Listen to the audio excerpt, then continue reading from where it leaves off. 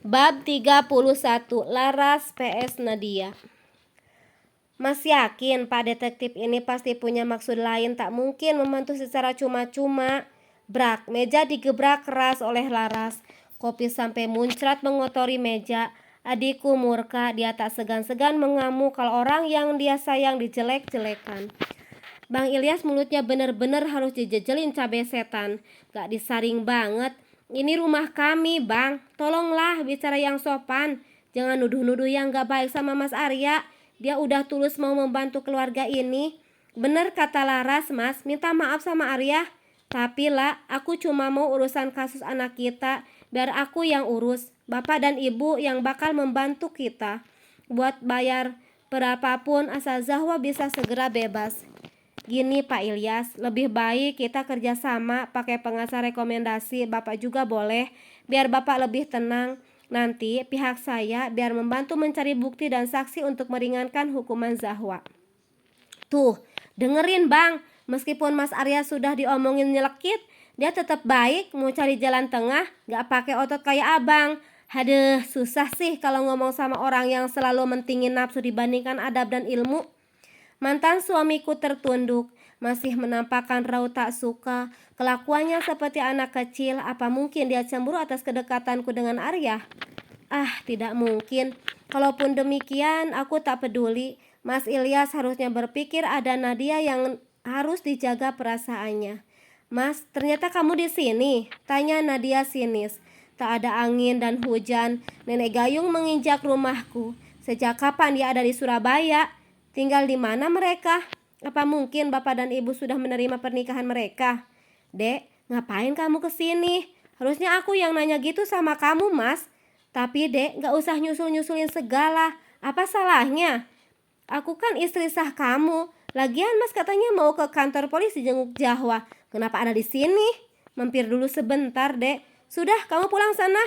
Gak mau. Ibu yang ngizinin aku nyusul, Mas. Tuh, buktinya aku dianterin supir keluarga kamu. Ucapan Nadia berisi kata pamer. Dia pasti sengaja memberitahu kondisinya yang telah diakui sebagai menantu.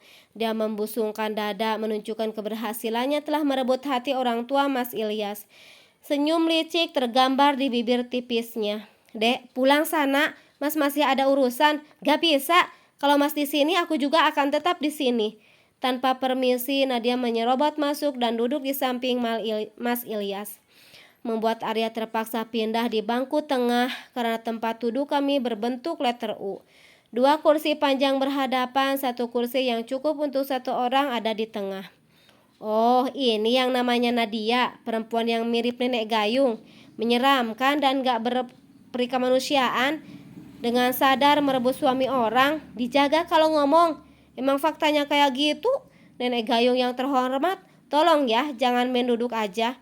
Bisa kena virus kurap sopa di rumahku. Sombong sekali kamu. Kamu siapa? Oh iya, pasti ini adik kamu ya, Ella. Yang kata mertuaku mulutnya pedes kayak sambal. Mulutnya lurus banget, gak dipikir kalau ngomong. Udah main masuk rumah orang, sikapnya gak tahu malu. Kasihan Bang Ilyas, menceraikan berlian seperti kakakku, malah dapat rekaman beling. Hahaha. Perang dunia ke-10 pasti akan meletus. Laras dan Nadia punya karakter yang hampir mirip. Sama-sama tidak mau mengalah. Mulutnya pintar untuk saling menyerang. Barang siapa yang banyak bicara, maka banyak kelirunya. Barang siapa yang banyak kelirunya, maka banyak dosanya. Barang siapa yang banyak dosanya, maka neraka lebih baik baginya. H.R. Tabrani. Hadis di atas memang benar adanya, sesuai realita yang terjadi antara Laras dan Nadia. Semakin mereka banyak bicara, semakin tidak terarah pembicaraannya, malah jadi nyaman saling mencemooh. Merasa bangga saat menghina, merasa paling di atas awan ketika membanggakan diri. Ella, ajarin dong adiknya, gak ada hormat-hormatnya sama tamu. Keluarga kamu memang gak beres, punya adik gak ada akhlak. Anak masuk penjara, ya ampun, kasihan. Plak. Laras berdiri dan melayangkan tamparan. Nadia syok memegangi pipinya. Aku tarik Laras yang sudah berancang-ancang mengangkat tangannya lagi. Sudah Ras, gak usah membalas, biarin aja. Gak bisa dibiarin, Mbak. Mulut nenek gayung ini jahat banget. Sesekali harus dicabein biar tahu rasa. Sini kalau berani. Nadia berdiri, mendekati Laras dengan tatapan menantang. Mas Ilyas dan Arya hanya melongo menonton percekcokan yang terjadi. Aku kewalahan memegangi Laras yang sudah tidak bisa mengontrol emosi. Nantangin, ayo.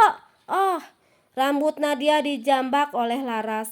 Nadia tak mau kalah, dia menarik kerudung Laras sampai hampir terlepas. Dengan sigap Laras menangkis pecengkraman Nadia. Keren banget mereka ini, gumam Arya geleng-geleng. Mas Ilyas, buru pisahin mereka, malah melongo kayak kesambat jin tomang. Iyalah, Mas Ilyas berusaha menarik Nadia dan menghentikan gerakan anarkisnya. Sedangkan aku berusaha mencekal tangan Laras, tapi sulit sekali.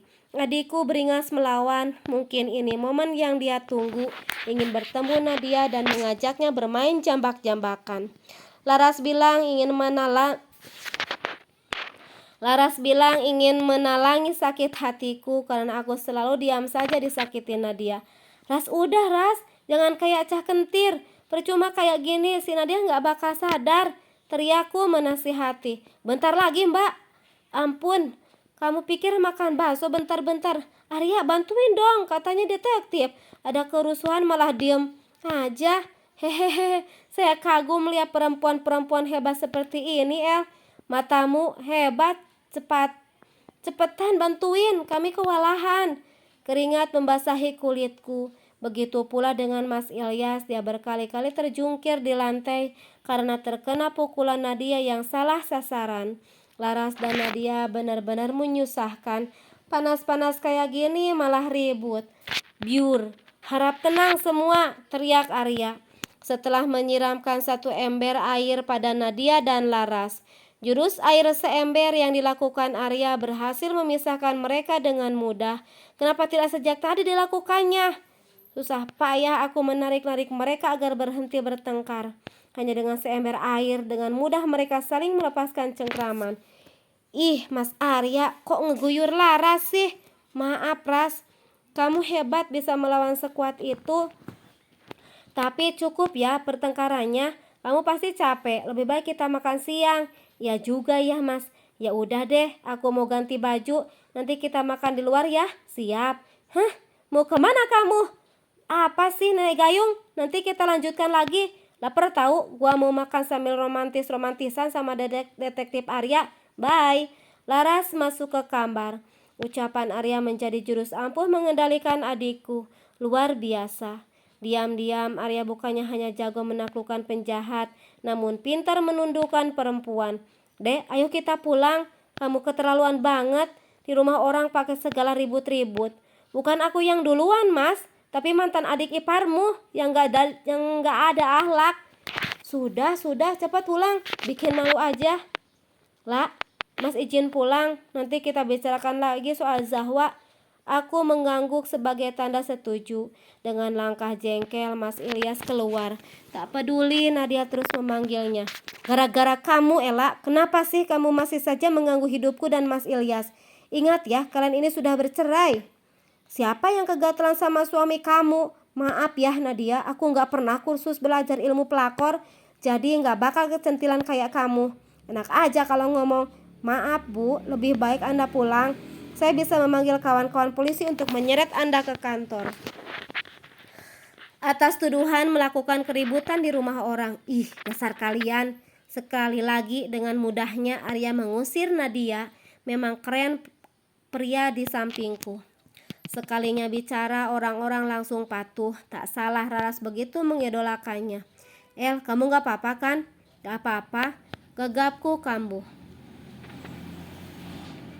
Aku angkat bahu berusaha bersikap tenang. Arya duduk di sampingku. Dia memandangku dengan sorot mata yang tidak bisa diartikan. Bibir melengkung memberi kehangatan di kalbu. Desiran halus bergetar tipis di hati. Bersama Arya ada kenyamanan yang sudah lama tak dirasakan. Perlakuannya yang lembut mudah melelahkan hati kaum Hawa. Kamu hebat. Hebat gimana? Bisa setenang tadi menghadapi perempuan bernama Nadia, padahal dia yang sudah merusak keluarga kamu. Ngedapi Nadia emang gak bisa pakai emosi, makin nambah makan hati. Hahaha, betul kamu memang perempuan langka, hatinya tangguh bikin aku nambah terpesona. Maksudnya? Tanyaku mengernyitkan dahi. Bukannya menjawab, Arya malah cengengesan. Kami saling pandang dengan perasaan masing-masing. Dempet banget duduknya, sindir Laras setelah berganti pakaian. Bokongku bergeser menjauh, berusaha bersikap biasa. Jangan sampai Laras berpikir macam-macam. Berabe kalau dia merajuk. Cantik sekali, Ras. Hehe, makasih Mas Arya. Ayo kita makan di restoran paling maknyos di kota ini. Ide bagus. Iya dong, bagus Mas. Apalagi kita berduaan. Habis makan kita nyore jalan-jalan keliling desa sambil selfie, cari pemandangan yang view-nya bagus. Boleh. El, ikut saja bareng kami. Gak bisa Mas, Mbak Ella kan nungguin rumah. Kesian kalau emak pulang, di rumah gak ada siapa-siapa.